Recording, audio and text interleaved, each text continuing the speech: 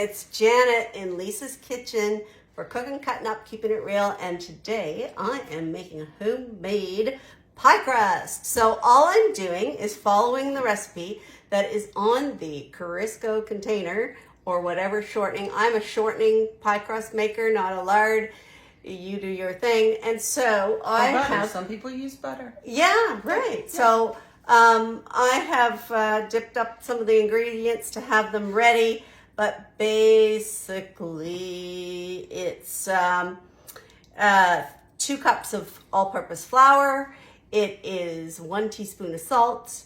It is 3/4 of a cup of Crisco vegetable shortening and 4 to 8 tablespoons of ice cold water. And we're ready to roll. So putting into, Lisa's right here beside me. Hey guys. I'm relaxing. I love it when she takes over. So here we go. We're going to start with the flour and the salt. So it's 2 cups of all-purpose flour into the bowl. It's kind of fun when I come down here and I instinctively say, where is your? And then I realize, oh, I already know that from all the videos.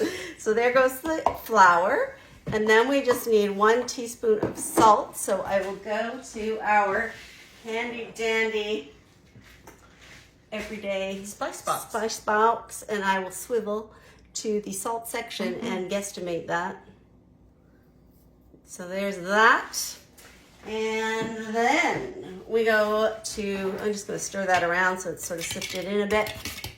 And now I'm going to go to the next thing on the list, which is to cut the shortening into the flour mixture. So I've already served up 3/4 of a cup of the Crisco.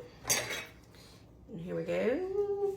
I always call it Crisco, but before you and I started working together, since we started working together, you have taught me that you really need to say vegetable shortening because everybody... It's the brand name. Yeah. And the brand name that I buy at home is called Fluffo or something like that. Oh, is it? And it comes in a box, so it's a rectangular cube. Oh, wow. Rather than this round thing. And so it has measurements, and you just cut it with your knife. You don't have to serve it into a measuring cup first. You just slice the amount, and you know that that's the amount because the measurements are on Well, Crisco makes theirs in a stick as well. Okay. So that's the ones I use like when I'm doing a pound cake. Right. And we now have those butter sticks that you have here. When Lisa was first cooking and I was watching her, that's right. I was like, what do you mean by 1 stick of butter? I don't know how much that is. We don't have her butter like that. How did you have the butter? Was it in a tub? It's like the shortening is in like a cube this big. Oh, gotcha. But not in those mini cubes like I would call yours. Gotcha. So you had to inform me of what measurement that was so that I would know. Okay, so my shortening has been cut in. And sometimes I just do this with a fork, and sometimes I do it with my hands. And I will be using my clean hands today because that's the best way to cook. It is, and you can feel it. And you know, if you were raised and taught how to make whatever it is, yeah, there's something about the actual feel of it. Exactly right. But my Aunt Peggy will be so happy because she gave me that, and you're using it. She's gonna see the video. Pastry She'll cut. be like, "Hey, I gave that to her." The pastry cutter. Yes. Well, because of doing Cooking Cutting Up, my sister Gay gave me pastry cutter. Seriously. I'm serious. That's funny. She's like, Janet, are you still doing that with a fork and with your I'm like, yeah. You know what? It's just however you learn it. Yeah. You know, and whatever you get used to. So okay, after the shortening is cut in. Then we got to go to our ice water, and it was 4 to 8 tablespoons of ice water. So, you know, you can't go to the fridge to get ice out of the door here without the Cookie Monster going crazy. Exactly. She wants an ice cube. Yeah, so I'm just putting, I don't know, a little less than 3 tablespoons in right now. And now I have to go in with my hands because You have to know what it feels that's like. the life of... I know. I tell people all the time, I'm like, that's what God gave you, these digits. You know, you got to be able to... And then if you watch like old movies, like old, they're like eating with their hands. Yeah, and as an art teacher, I was always doing lessons on sculpting and with the students, and the students are hypersensitive to cleanliness now as well. It's not like the olden days when you went outside and made mud pies. That's right. That's right. And so I'm like, you have to get get your hands dirty in art class. So if we were doing sculpting, I would give them a block of clay, and it would be cool, like room temp cool. And I'd like, heat of your body is what works. You need the heat of your body. So already this is starting to come together, and then I'm just looking at the whatever's still dry and crumbly to try to decide if that's enough water. Like it was sort of a little less than a teaspoon of 3 teaspoons that I took out of that glass of ice water. So No, you did tablespoons. Tablespoons, Okay, sorry. gotcha. That's okay. Misspoke there. That's all right. Yeah, so I'm wanting it to form a ball here and for the ball to stick together, but I don't want it to have too much water and then it's too sticky. You can always solve that with flour, but even you're seeing now that I'm taking the ball and I'm going around and I'm grabbing the crumbs and seeing if it's all going to stick together with just that much moisture. And it is. So far, so good. So let's get the other hand involved. I can't wait to eat this.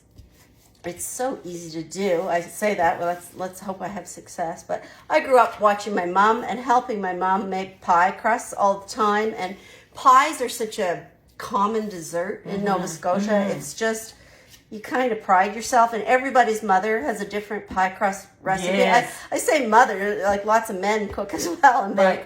But everybody's has a different, and you always say, I like my mother's pie crust the best, or whatever, well, right? because some of the recipes that I have for my family has a little bit of vinegar in it too. Yes. Yeah. Yeah, my brother-in-law's was like that with vinegar. Yeah. And he made his with lard. Yeah. So there it is. I didn't need as much of that ice water. I just went easy on it until I knew, and there it is. Feels so good. yeah, so it's malleable, it's stuck together, it's not crumbly. And you don't want to overwork a pie crust either, because you just do what you need to do. And guess what, Lisa? You need flour. I need flour. I'll get it.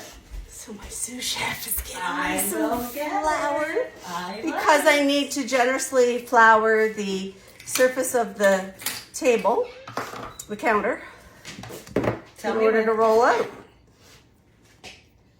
We may end up needing more, so if you just hang on to it nearby here.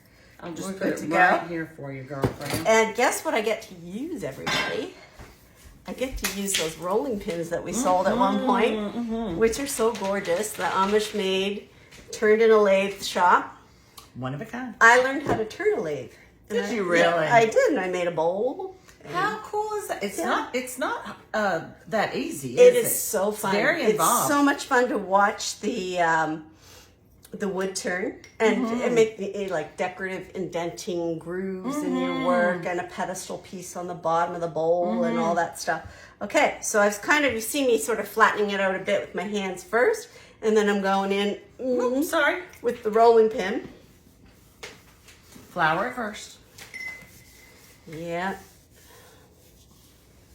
I have 2 rolling pins at home. One's mine and one's my mother's. And my mother's, I will call it well seasoned because it contains some of the oils from over the years of baking and whatnot, whereas mine's still a little bit rougher.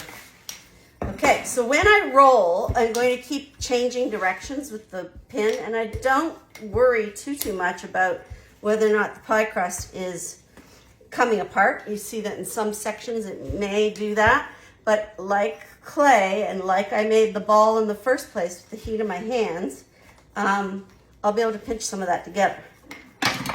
Oops, there goes the cutter in the sink. So, you can just go in and sort of get that stuck back together again.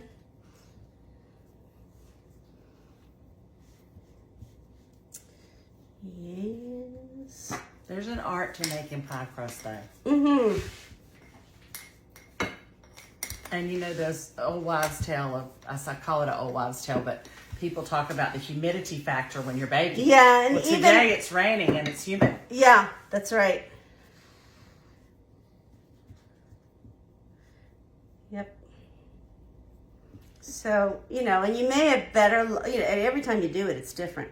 So you may have better luck with it not splitting like mine another time or whatever, but, and then you're going to decide how it's behaving, how thin you want to go, and whether or not it's still going to be lift-upable if, not stuck to the bottom of your countertop. And what would you like for me to turn the oven on? I didn't even ask. I don't know. I'm not worried about that yet. Let's move that before I knock it. You don't want to do, I guess, 400. I don't know. There we go. All right, so let's just see how it's going to behave. Sometimes I do a little of this thing. Just take my crummy edges as I come around. Okay, you'll see it when I get to the other side here. Scoot some of this flour out of the way. And just take my jagged edge and smooth it a bit. Might thicken it up around the edges where it thins out more and help me lift the pie crust better.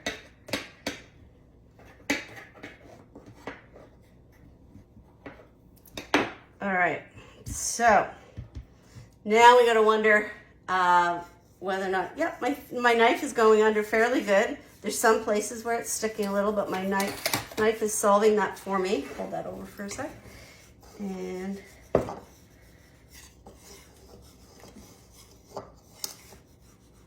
yeah, on a hot day, this would stick to the countertop more, and it may, as it comes up, do the same. So let's just see what my luck is as I try to roll it up onto the rolling pin. Okay, it's going, it's lifting. If it cracks open a bit, I can work and fix the seams where if it's ripping apart. And one of my sisters makes fun of me when I go to bake something. Especially if it's for a crowd, and she'll say, when's the last time you did that? And you're making it for company? I'm like, what are you talking about? You can do anything. It's simple. It's just like, you haven't made a chocolate cake in 10 years, and you're having a party, and you're making a chocolate cake from scratch. I'm like, whatever. Like ride the bike. Okay. All right, you ready for me to put ready for the pie plate. So I'm just sitting, finding my edge. And I'm going to take that edge part and let it guide it down onto the plate because it's kind of sticking to itself.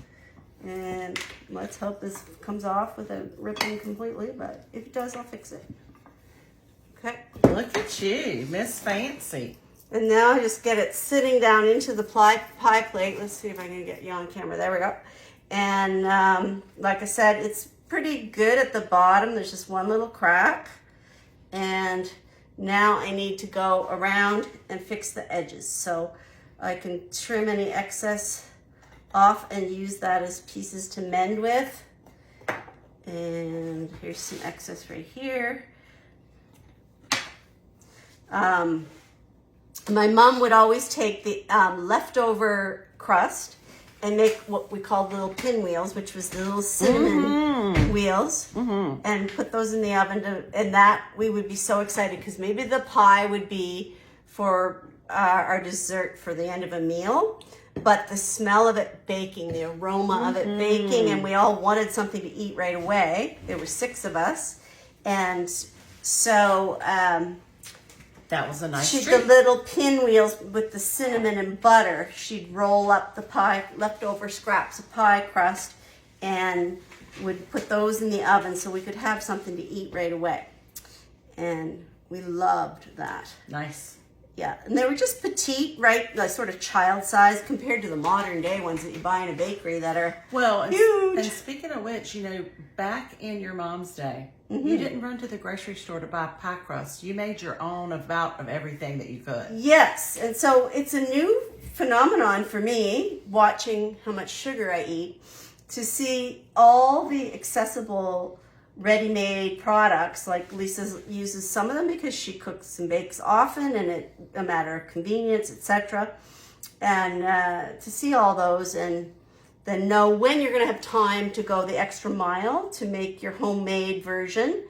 And and the pride that you feel if you that's it. And when I talk about historically my mom's pie crust, I miss it so much, or I learned how, mom made sure I knew how to make it, or whatever, right? So there's just a few more scraps that kind of give me the edge around the pie right here. And then I'm just going to look aesthetically. It'll be beautiful. At it and see if I need to get the pinch going. So I always try to make it stand up a bit. Although this pottery piece that we're using for the pie plate does have scalloped edge to it. And so I'm just going around and doing like 2-finger pinches all around the top to make it stand up. And the standing it up means that it might not adhere to the pottery dish as much, and you can get your pie server down in under the crust to serve out each piece of pie. So now with a fruit pie like this, you could have a double crust, with a fruit pie, you do not have to bake your crust first. You can put it in the oven right away like this with the fruit in it. So we could do a full top crust.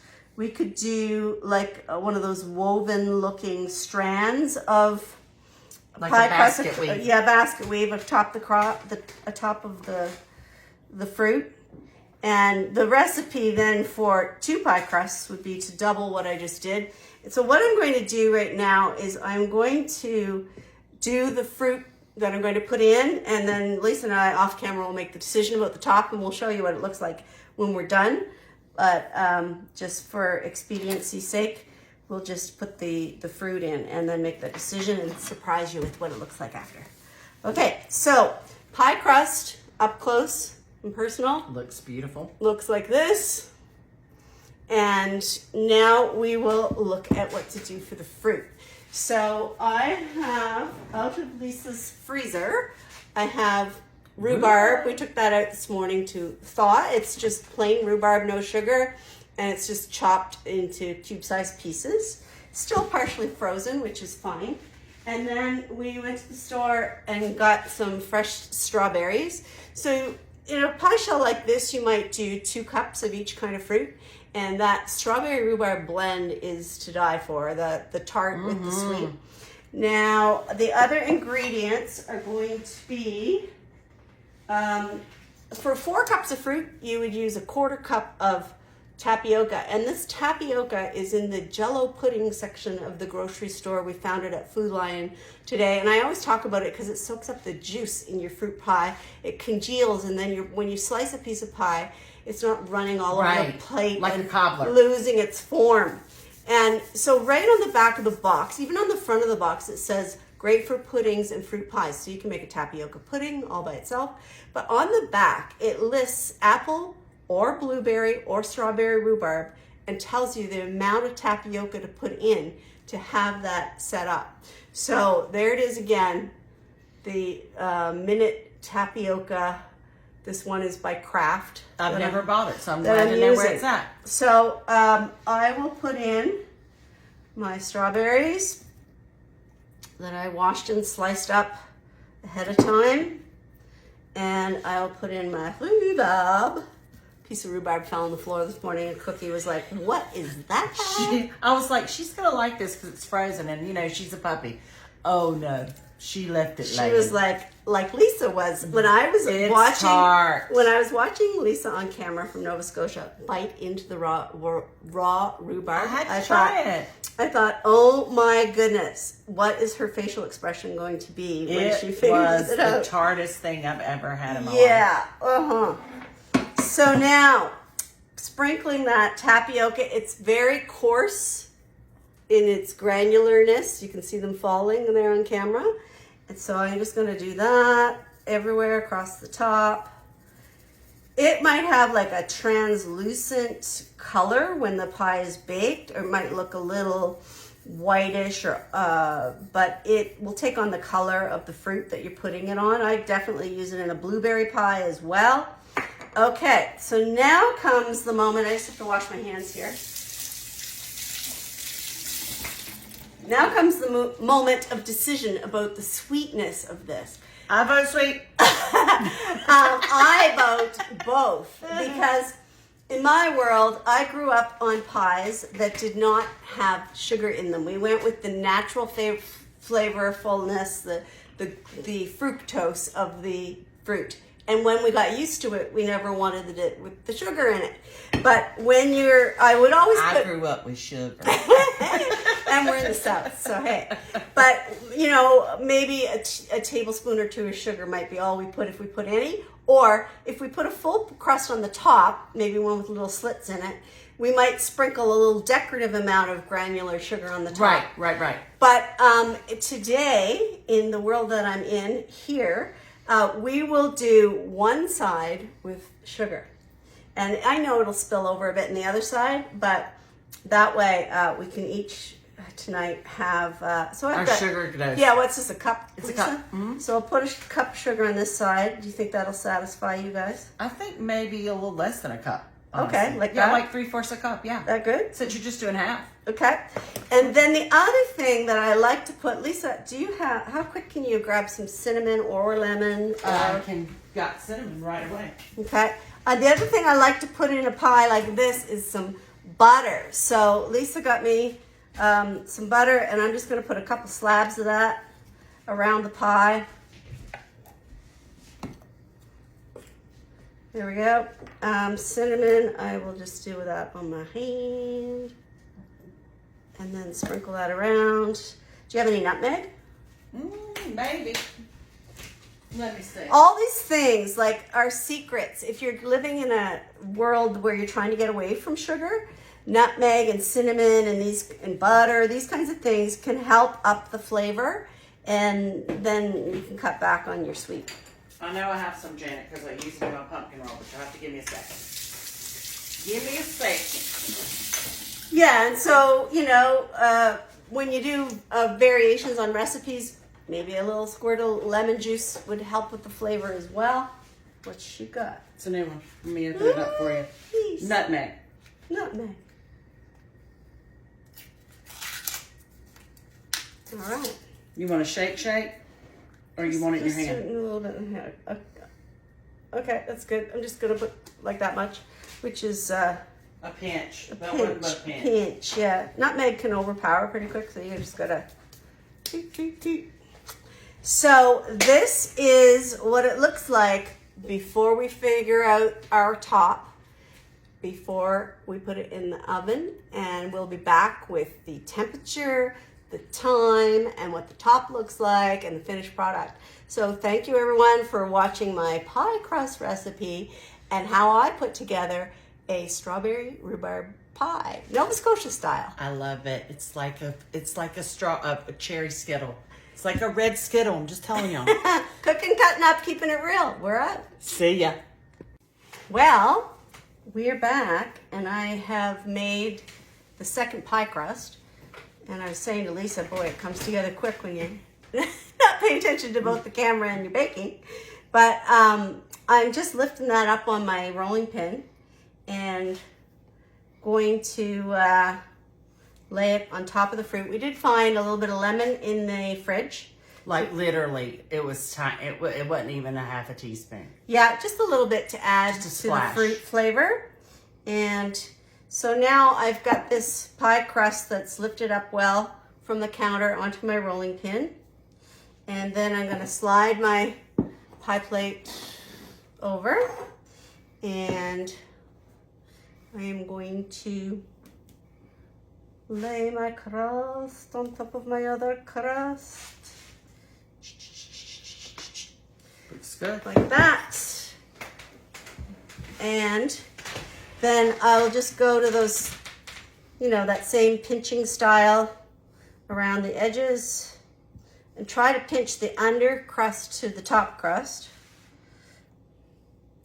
And I was also saying to Lisa, you know, this sort of patching up thing, somebody who's an experienced baker would know exactly how much water to use, and they whip these up like my mother used to do, making 6-8 pies at a time on a regular basis, unlike me.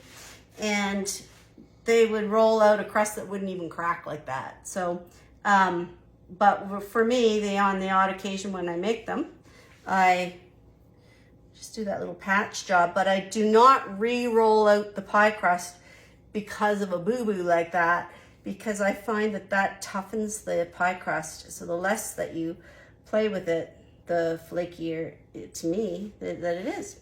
So there we go. Here's another piece. Okay, just a little. If you want. And then what I'm going to do now is you can, if your pie crust is malleable enough, you can flip it in half and make your little slit marks and then, you know, roll it on your rolling pin and put it on top of your pie. Or you can just design them this way so that the fruit juice bubbles up and there's a little bit of pattern. And I've seen some wonderful looking pie crust designs online where they're artists with their pastry design. And so sometimes I just do this across the center and then I might make a couple over on the side. Comme ça. And we will put the temperature and the time and the final picture in the comments above. So there's what my double crusted fruit pie looks like, which I'm just gonna bake straight up like this. If I were making a lemon pie, I would bake at one temperature for like 10 minutes, just the empty shell, and then put it back in again once the lemon was in it. So all those kinds of things you can find on the internet. All right, here we go. My strawberry rhubarb pie. Into the oven. Into the oven. Thank you. See y'all. So, can you see everyone where the pie is bubbling up through the little crevices? That's how I know it's going to be ooey gooey right there. And I actually put my fork down in through the slits to make sure the ingredients were cooked. And we baked it on 35 minutes, 425 degrees. As the crust started to brown, you can take, you know, like a parchment paper. Well, parchment paper is only really good to 400 degrees, but you can take tin foil and cover that up or whatever to protect it from getting any darker. So I'm anxious to eat these parts that bubble over because they're kind of like candy. But hopefully it's going to turn out really yummy. Looks delicious, Janet. Thank you so much. Strawberry rhubarb pie with Janet today, y'all. Thanks for tuning in.